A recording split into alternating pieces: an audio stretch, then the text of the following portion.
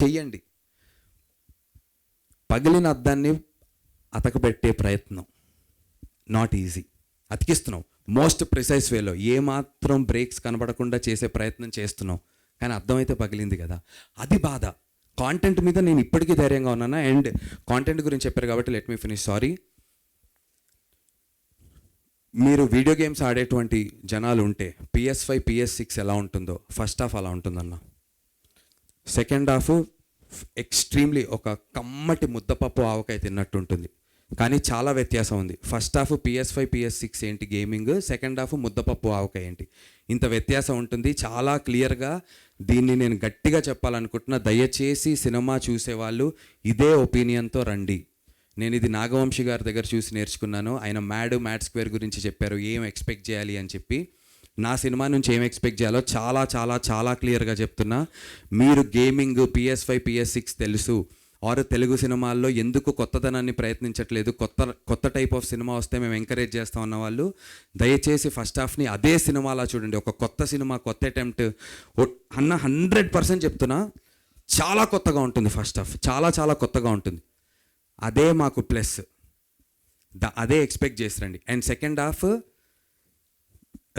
మీకు తెలిసినటువంటి కథ అయినప్పటికీ కూడా చాలా ఎమోషనల్లీ చాలా బలంగా ఉంటుంది. And if you can sit through the entire film and come out, I can promise good, great, hit, super hit, blockbuster మీ చేతుల్లో ఉందన్న. కానీ నాట్ బ్యాడ్ అనేది మాత్రం మా టీం చేతుల్లో ఉంది. Definitely not a bad film, definitely a very very good film మేము తీసాం. I can assure you that. మీ లాస్ట్ ఫిలిం దండోరా మంచి హిట్ అయింది. Yeah, thank you. కానీ అప్పుడే శివాజీ కొద్దిగా ఒక కామెంట్తో కొంత ఇదైపోయాడు కదా. మీ సపోర్టు శివాజీకా లేకపోతే ఇటు దాన్ని వ్యతిరేకిస్తున్న అనసూయ లాంటి వాళ్ళకా?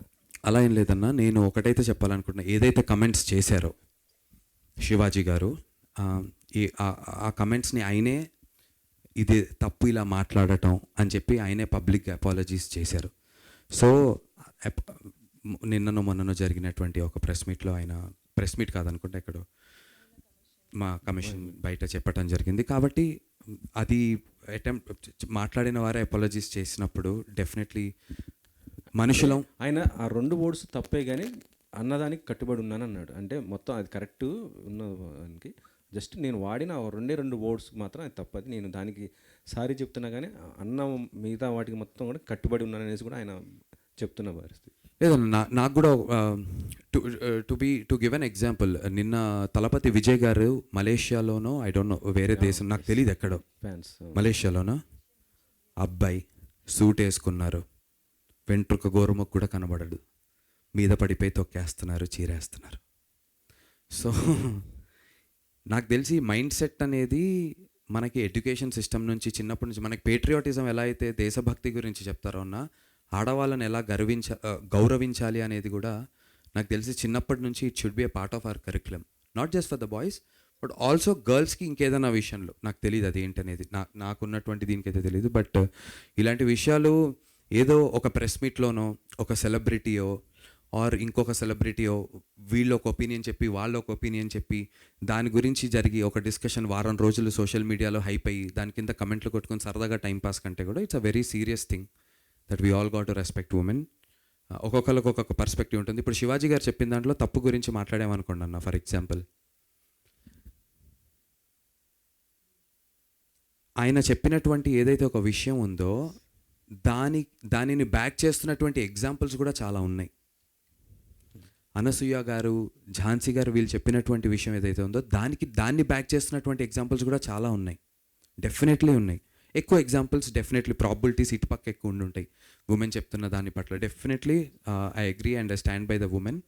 But more than all of this I really think కొంచెం యంగర్ ఏజ్ నుంచే I think we should start training people about how to behave. And బయాస్డ్గా అమ్మాయి అబ్బాయిని ఒకటే కాకుండా ఇన్ జనరల్లీ ఒక మంచి వ్యక్తిగా ఎలా బిహేవ్ చేయాలనేటువంటి విషయాలు చైల్డ్హుడ్ నుంచే మనం ఇన్పుట్స్ చేస్తే చాలా మంచిది అని చెప్పి నేను భావిస్తున్నాను. సైక్ సిద్ధార్థ్ January 1 వస్తుంది కదా, అది ఇంకో మీ మరో సినిమా కూడా వానర్ వస్తుంది. ఎస్, దానికి మీ సపోర్ట్ లేదని కొద్దిగా డైరెక్టర్ కొద్దిగా బాధపడుతున్నాడు. దాని గురించి కూడా మాట్లాడదాం అనుకున్నాను. ఫస్ట్లీ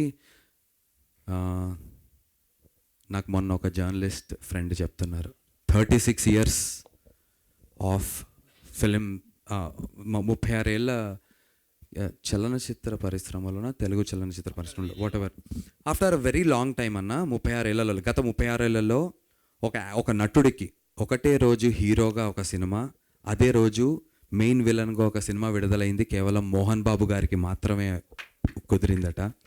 అలాంటి ఒక సిచ్యువేషన్, అలాంటి అదృష్టమైనటువంటి ఒక సిచ్యువేషన్గా నేను భావిస్తున్నాను. నాకు కుదిరింది. సైక్ సిద్ధార్థ జాన్ 1 రిలీజ్ అవుతుంది హీరోగా.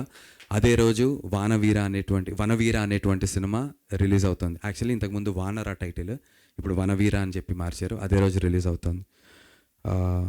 సో ఇమాజిన్, డిసెంబర్ 25న దండోరా అనేటువంటి సినిమాలో ఆన్సాంబుల్ ఉంది, ఒక 4-5 లీడ్స్ లాగా ఉంటాం. అది హిట్ కొట్టాను.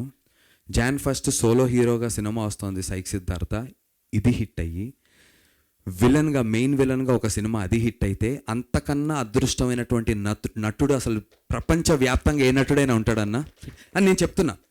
నేను ఆ సినిమా ఎంత హిట్ అవ్వాలని కోరుకుంటున్నానంటే వనవీర, నాకు సెల్ఫిష్గానే మాట్లాడుకుందాం, అన్ని సినిమాలు హిట్ కొట్టాడ్రా వీడు ఏంట్రా అసలు అని చెప్పి తెలుగు ఇండస్ట్రీ అనేటువంటి ఒక పుస్తకంలో ఒక పేజ్గా మిగిలిపోతాను నేను. నందు అనేటువంటి ఒక ఎగ్జాంపుల్.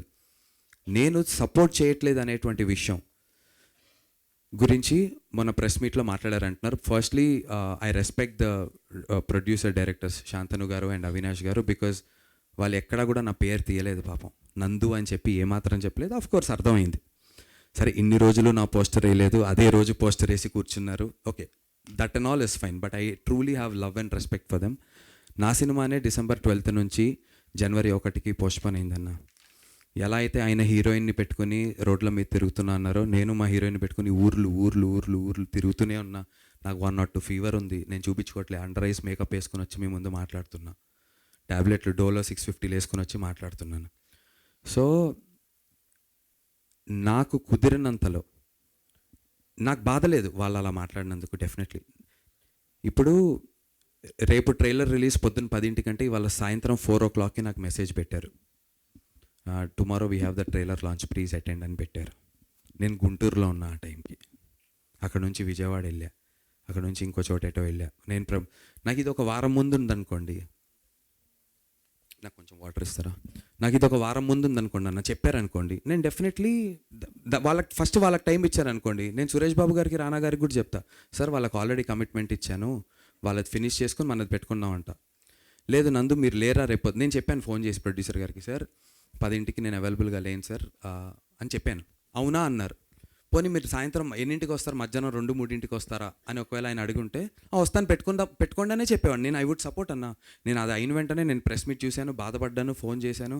అరే బ్రో అసలు నాకు ఎటువంటి కోపం లేదు, నాకు only I have love for them. I want Vanaveera to be a blockbuster 2026లో. నేను అవినాష్ గారికి కూడా ఫోన్ చేశాను, ఆయన నాకు దొరకలేదు, కొంచెం బిజీగా ఉన్నట్టున్నారు. సైక్ సిద్ధార్థ ఎగ్స్ వనవీర ఏదన్నా చేద్దాం, ఒక కాన్సెప్ట్ వీడియో చేసి let's push. Maybe it is too late. I'm not trying to add moral values to it. నేను అవైలబుల్గా లేను అనే విషయాన్ని నేను దాక్కుని లేదు, నేను అదేం చెప్పట్లేదన్నా, కుదరలేదు. మీరు పోనీ నేను చెప్పేది అబద్ధం అయితే, ప్రతిరోజు ఇన్స్టాగ్రామ్లో నా స్టోరీస్ చూస్తే ప్రతిరోజు ఏదో ఒక ఊరు, వరంగల్, కర్నూలు, కడప, విజయవాడ, గుంటూరు, రాజమండ్రి ప్రతిరోజు తిరుగుతూనే ఉన్నా. ఓకేనా. అండ్ ఇంకోటి ఆ సినిమా, అండ్ ఇంకోటి కమిట్మెంట్ గురించి నేను చెప్తాను యాజ్ అన్ యాక్టర్గా అన్న. లేట్ అవుతుంటే క్షమించండి బ్రదర్, ఏమనుకోకండి, చాలా ఇంపార్టెంట్. ఎందుకంటే నా మీద టక్కన ఒక మాట అనేసరి మీడియాలో అది క్యారీ అయిపోతుందని నాకు కూడా భయం ఉంది. కమిట్మెంట్ గురించి చెప్తున్నా. ఆ పలానా సినిమా ఒకరోజు రాత్రి నాతో షూటింగ్ చేస్తున్నప్పుడు 9 వరకు నాకు షూట్ అని చెప్పారు. 9 దాటి 12 నాకు నెక్స్ట్ డే పొద్దున్న 4 o'clockకి నేను చేస్తున్నటువంటి ఇంకో సినిమా సన్ రైజ్ కాల్ షీట్ అంటారు. అంటే 3:30కి విత్ మేకప్ ఉంటే 4 o'clock 4:30కి కెమెరా పెట్టుకుని రెడీగా ఉంటే కరెక్ట్గా సన్ రైజ్ వస్తున్నప్పుడు షూట్ చేయాలి. 12 అయింది, 1 అయింది, 2 అయింది. నేను 9 వరకు ఇచ్చాను ఆ కమిట్మెంట్, రాత్రి 2 అయింది. నేను చెప్పా బ్రో అవ్వేలా లేదు బ్రో, నాకు పొద్దున్నే వెళ్ళిపోవాలి కదా, ఇది ఫినిష్ అవ్వదు, పొద్దున్న 5 వరకు 6 వరకు మీరు అడుగుతున్నారు, నేను అక్కడ కమిట్మెంట్ ఇచ్చాను అన్నా. అవునా మరి నెక్స్ట్ డే పెట్టుకోవాలి అన్నారు. నేను చేస్తాను బ్రో అన్నా. కానీ వాళ్ళు ఇచ్చిన టైం కన్నా ఎక్స్టెండ్ అయింది షూటింగ్, వేరే విషయాల వల్ల అయినప్పటికీ కూడా యాజ్ అన్ యాక్టర్గా నా కమిట్మెంట్ ఏమి ఉండాలంటే, నేను నెక్స్ట్ డే వచ్చినప్పుడు ఆ ఎక్స్ట్రా డేకి నేను ఛార్జ్ డబ్బులు నేనేం తీసుకోలే. నేను పర్ డే బేసిస్ మీద ఆ సినిమా మాట్లాడుకున్నా. They were very very good for that. నాకు డబ్బులు ప్రతిసారి ప్రిసైజ్గా ఇచ్చారు. కమిట్మెంట్ యాజ్ అన్ యాక్టర్గా ఎక్స్ట్రా డే నేను షూట్ చేసిన దానికి బికాజ్ నేను ఆ రోజు అవైలబుల్ లేదు కాబట్టి I said okay do it. అంటే యాజ్ అన్ యాక్టర్గా నా కమిట్మెంట్ చెప్పడానికి చెప్తున్నాను. 2, ఆ సినిమా ఓన్లీ కమిట్మెంట్స్ అగ్రిమెంట్స్